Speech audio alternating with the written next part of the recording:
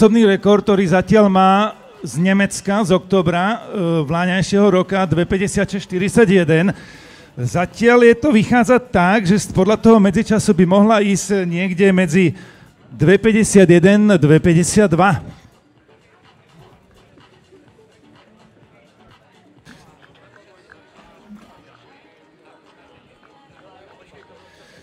Mária Katarínka Caková, tá je 14. Išla 31. kilometr, medzičas 2:36:34. Menší rozdiel ako medzi Dieblovou a Garciovou, medzi tým druhým a tretím miestom.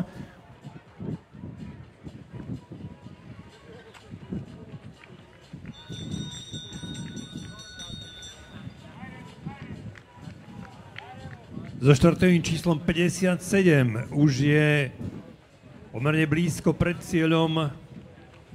To asi už Garciova nezvládne, ale každopádne musí odrážať ešte možno atak z Polska, ktorá má stratu ďalšej polmy. Je na vedúcej pozícii.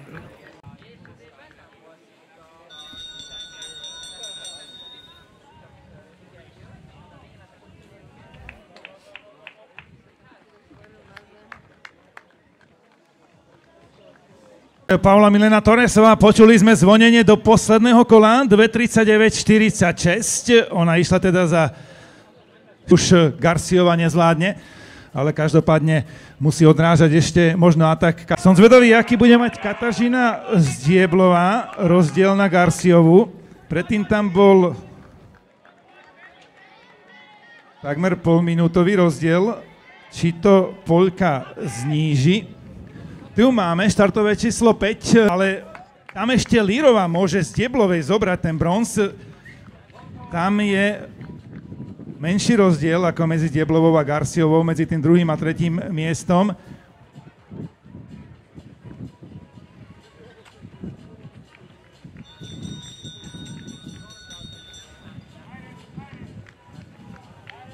So štartovým číslom 57 už je pomerne blízko pred cieľom.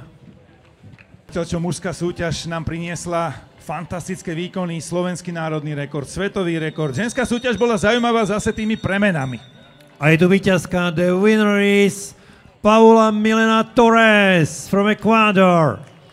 Congratulations.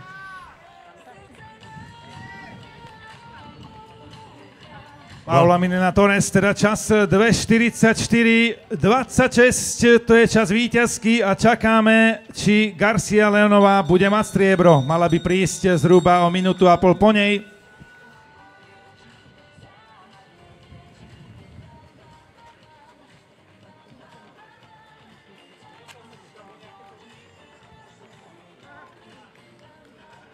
No a samozrejme pre Paulu Milenu Torresovú to je splnený limit na majstrovstvá sveta do Tokia.